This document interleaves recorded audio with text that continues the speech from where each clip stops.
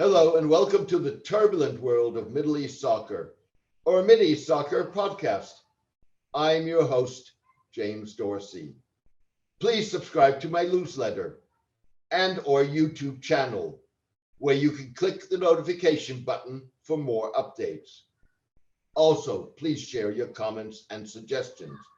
We take them seriously and within reason try to accommodate them. The blog and podcast continue to have significant impact and are republished by news websites, blogs, and newsletters across the globe.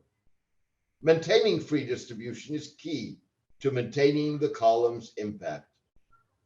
However, to do so, I rely on those listeners who value the column and its impact by voluntarily taking out a paid subscription. Please consider becoming a paid subscriber by going to www.jamesmdorsey.substack.com or making a donation at www.jamesmdorsey.net so I can keep distributing the column for free to achieve the widest distribution possible. China could be entering choppy Middle Eastern waters. Multiple crises and conflicts will likely shape its relations with the region's major powers, including Saudi Arabia, Iran, and Turkey. The laundry list of pitfalls for China includes the fallout of the Ukraine war, strained U.S. relations with Saudi Arabia and the United Arab Emirates, Turkish opposition to Finnish and Swedish NATO membership, the threat of a renewed Turkish anti-Kurdish incursion into northern Syria, and the fate of the Joint Comprehensive Plan of Action, or JCPOA, the 2015 international agreement that curbed Iran's nuclear program. Drowning out the noise, one thing that becomes evident is that neither the Gulf states nor Turkey have any intention of fundamentally altering their security relationships with the United States, even if the dynamics in the cases of Saudi Arabia, the UAE, and Turkey are very different. Saudi Arabia recognizes that there is no alternative to the US security umbrella, whatever the doubts the kingdom may have about the United States' commitment to its security. With next month's visit to Saudi Arabia by President Joe Biden, the question is not how US-Saudi differences will be papered over, but at what price and who will pay the bill. Meanwhile, China has made clear that it is not willing and not yet able to replace the United States. It has also made clear that for China to engage in regional security, Middle Eastern states would first have to get a grip on their disputes so that conflicts don't spill out of control. Moves to lower the tensions between Turkey, Saudi Arabia, the UAE, and Egypt by focusing on economics are a step in that direction. Still, they remain fragile, with no issue that sparked the differences being resolved. A potential failure of negotiations in Vienna to revive the Iran nuclear deal could upset the apple cart. It would likely push Israel, the UAE, Bahrain, and Saudi Arabia to tighten their security cooperation, but could threaten rapprochement with Turkey. It could also heighten tensions in Syria, Lebanon, Iraq, and Yemen, where Iran supports a variety of political actors and militias. None of this is good news for China, which, like other major players in the Middle East, prefers to remain focused on economics. The dynamics with Turkey and Iran are of a different order. China may gleefully watch Turkish obstruction in NATO, but as much as Turkey seeks to forge an independent path, it does not want to break its umbilical cord with the West, anchored in its membership in NATO. NATO needs Turkey, even if its center of gravity for now has moved to Eastern Europe. By the same token, Turkey needs NATO, even if it is in a better position to defend itself than the Gulf states are. Ultimately, horse trading will resolve NATO's most immediate problems because of Turkish objections to Swedish and Finnish NATO membership.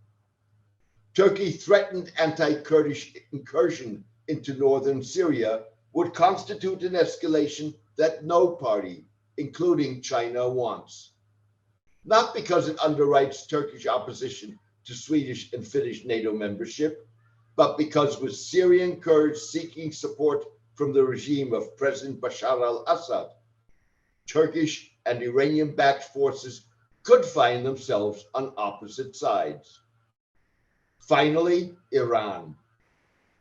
Despite the hot air over Iran's 25-year, $400 million deal with China, relations between Tehran and Beijing are unlikely to fully blossom as long as Iran is subject to US sanctions. A failure to revive the nuclear agreement guarantees that sanctions will remain. China has made clear that it is willing to push the envelope in violating or circumventing sanctions, but not to the degree that would make Iran one more friction point in the already fraught US-China relationship. In a world in which bifurcation has been accelerated by the Ukraine war and the Middle East, threatened by potentially heightened tensions in the absence of a nuclear agreement, Gulf states may find that increasingly the principle of you are with us or against us becomes the norm. The Gulf states hedged their bets in the initial months of the Ukraine war, but their ability to do so may be coming to an end. Already, Saudi Arabia and the UAE are starting to concede on the issue of oil production, while Qatar is engaging with Europe on gas. Bifurcation would not rupture relations with China, but would likely restrain technological cooperation and contain Gulf hedging strategies, including notions of granting China military facilities. Over and beyond the immediate geopolitical and security issues, there are multiple other potentially problematic issues and powder kegs. A prominent Saudi-owned newspaper, Asharq al-Awsat, recently took issue with an increasingly aggressive tone in Chinese diplomacy. China isn't doing itself any favors. Chinese officials seem determined to undermine their own cause for global leadership.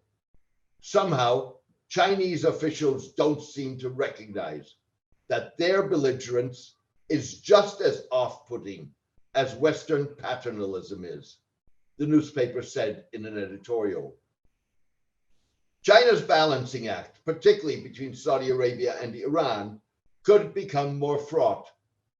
A failure to revive the nuclear agreement will complicate already difficult Saudi-Iranian talks aimed at dialing down tensions.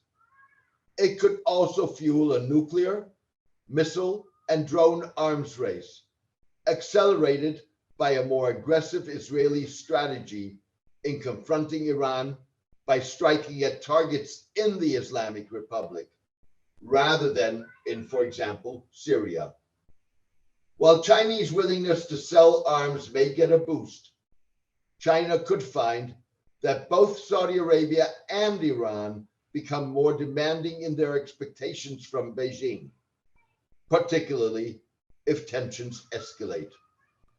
A joker in the pack is China's repression of Turkic Muslims in its northwestern province of Xinjiang. A majority of the Muslim world has looked the other way, with a few, like Saudi Arabia, openly endorsing the crackdown. The interest in doing so goes beyond Muslim majority states not wanting to risk their relations with a China that responds harshly and aggressively to public criticism. Moreover, the crackdown in Xinjiang and Muslim acquiescence legitimize a shared opposition to any political expression of Islam. The problem for Muslim majority states, particularly those in the Middle East, is that the era in which the United States and others could get away with the application of double standards and apparent hypocrisy in adhering to values may be drawing to a close. China, and for that matter, Russia, is happy to benefit from the global South's reluctance to join condemnation of the invasion of Ukraine and sanctions against Russia, because the West refuses to apply the principle universally. For example, in the case of Israel, or multiple infractions of international and human rights law elsewhere. However, China and Middle Eastern states sit in similar glass houses, irrespective of how one judges the statements made by spokespeople of India's ruling BJP party regarding the Prophet Muhammad and Muslim worship. Criticism by Muslim states rings hollow as long as they do not also stand up to the repression of Muslims in Xinjiang. For some in the Middle East, a reckoning could come sooner rather than later. Turkey is one state where the issue of the Uyghurs in China is not simply a far from my bed show. Uyghurs play into domestic politics in a country home to the largest Uyghur exile community that has long supported the rights of its Turkic brethren in China and still boasts strong strands of pan-Turkism. These are all elements that could come to the fore when Turkey goes to the polls next year, as it celebrates the 100th anniversary of the birth of the Turkish Republic. The question is not whether China will encounter choppy waters in the Middle East, but when and where. Thank you for joining me today. I hope you enjoyed the podcast. I launched my blog, The Turbulent World of Middle East Soccer, 12 years ago. To borrow a phrase from an early proprietor of The Observer, the blog and podcast offers a scoop of interpretation. It continues to have significant impact and is republished by news websites, blogs, and newsletters across the globe.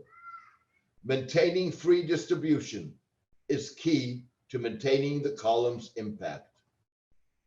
Please consider becoming a paid subscriber by going to www.jamesmdorsey.substack.com or making a donation at www.jamesmdorsey.net so I can keep contributing the column for free to achieve the widest distribution possible. Meanwhile, please join me for my next podcast in the coming days. All the best and take care.